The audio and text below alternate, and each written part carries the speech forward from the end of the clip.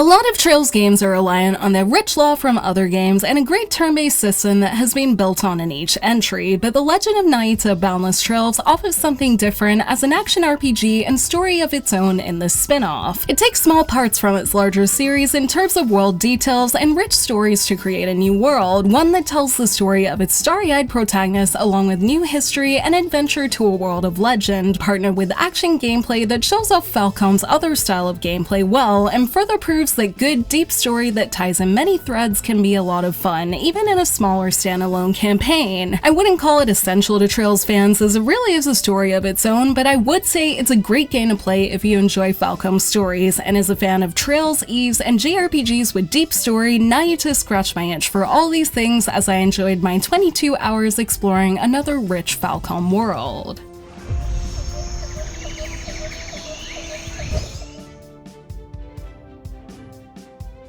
In its unique world, Nayuta Boundless Trails focuses on the 15-year-old Nayuta, a member of St. Elise Academy who is returning home for summer break to his small home of Remnant Isle, where his sister and friends reside. Remnant Isle is home to a few mysteries though, like the ruins that fall onto its coast and mysterious star fragments that can show scenes when looked at with the right tools. However, for the most part, it's a peaceful island where its villagers happily spend their days. Nayuta is enjoying his vacation until one of these ruin events occurs, with a large one falling onto the island shores and the villagers kicking into gear to make sure everyone's safe. This prompts Nayuta and capable friend Signa to investigate, where they find a bit more than they bargained for, with a mysterious fairy and two otherworldly men after her awaiting them at the top. This eventually leads them to discover the existence of another world, one much like the lost heaven that Nayuta's late parents once searched for, that sparks the curious Nayuta to continue exploring, especially with the fairy Noya needing his help to find the master gear that was stolen and a beautiful girl asleep in the garden that he'd like to know more about. These ideas appropriately begin the Legend of Nayuta's journey, where you find out about all these things and much more as you go, discovering a new world, its history, and how it connects to the world Nayuta lives in too.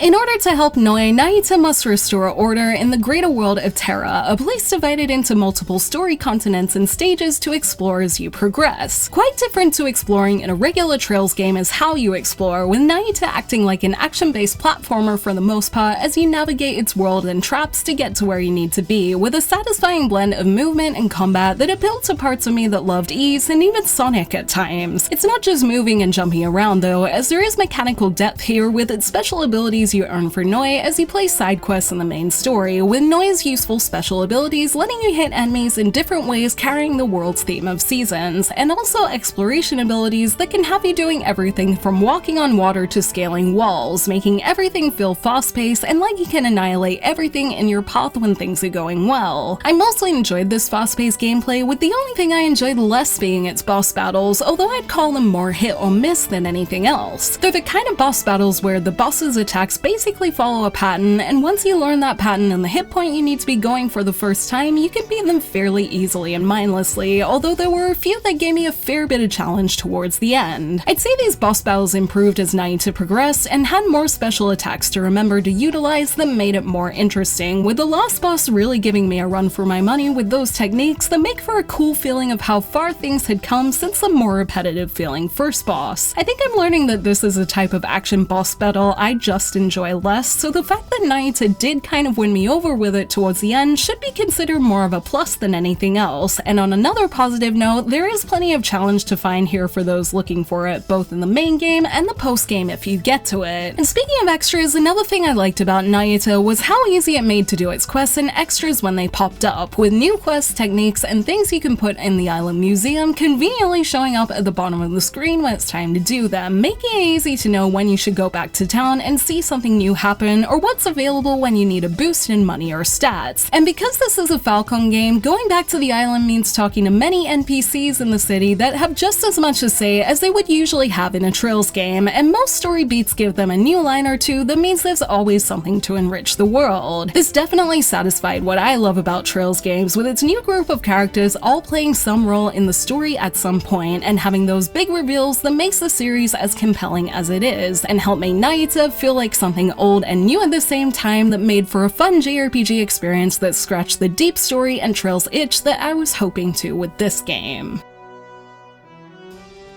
While this was my first time completing Nayuta this time round, it was actually my second time trying it, with my first time being with its Switch version last year in Japanese, where I declared it was a great game on the system. Following that, I made sure to make the Switch version what I completed it in English, and I have to say I still agree with that sentiment, even if it does have some slightly noticeable load times here and there between scenes. I mostly found this to be a great port of Nayuta, with my Switch always handling its action moments and it being fun to take with me on the go as I enjoyed dishing out carnage on the battlefield after long days at work. The fact gameplay is divided into stages makes this a satisfying portable game too, and with the trend being that Trails games seem to be a little better on Switch these days visually, it was good to be able to keep in the habit of getting them on Switch now, and will be a good game to have in my library with all its post-game content too. As for the post-game itself, there is plenty to do for those looking for it, with typical New Game Plus able to be unlocked, achievements, and also a post-game story that I think means there's an extra ending or two for those who want them. For me, the last couple of stages in Nayuta were quite intense that had me basically finished with it for now, not in a bad way, more that they felt like a good challenge that I want the experience to end with, and now that I've had that, I feel ready to move on to something else and satisfied with what I played. Nayuta's mechanics and world won't be something I'd be against seeing or playing with in another campaign though, and this Trails game always looks so unique, so I'm glad to say I've been able to play and enjoy it, and to have enjoyed a unique story in the world of Trails that doesn't have all the series' deep lore but still has a great story that is worth experiencing in another rich narrative world. The Legend of Nayuta Boundless Trails will finally be able to be played in English for Trails fans very soon, and with its unique combat and world full of Trails' depth, I'm glad to have been able to play its story and share that it's full of the kind of Falcom goodness that fans have come to expect from the series. In spite of not relying on a series full of lore, it takes the route of using this world's history to create that deeper layer, and with plenty of NPCs and quests to add meaning to moments, along with skills to add to its fast-paced combat, it feels like a unique Trails game that appealed to the side of me that likes the series, and also parts of me that have liked other action and platforming games, even in spite of the potential for its boss battles to become repetitive. It's a standalone chapter of Trails that I'm glad we're able to see, and since I've been itching to finish a JRPG in full recently, it gave me that satisfaction of playing through a story of good length and detail in its 22 hours. It's something different for the series, but in each and every hour, it should still satisfy fans of story-rich worlds, and shows the world of Nayuta in a good light to fans who have been waiting for it. Thank you for watching this video. Let me know in the comments below if you're going to try Nayuta Boundless Trails, and if you have, what did you think of it? You like and share this video if you enjoyed it, subscribe to my channel for more JRPG content like this, and ring that bell to get notifications on whenever I post so you don't miss a thing. You can check out more videos here, and you can find me on social media on Twitter, Facebook, and Instagram, all at JRPG Jungle. Links to those will be in the description below. Thank you to NIS for the code, and until next time, thank you, bye!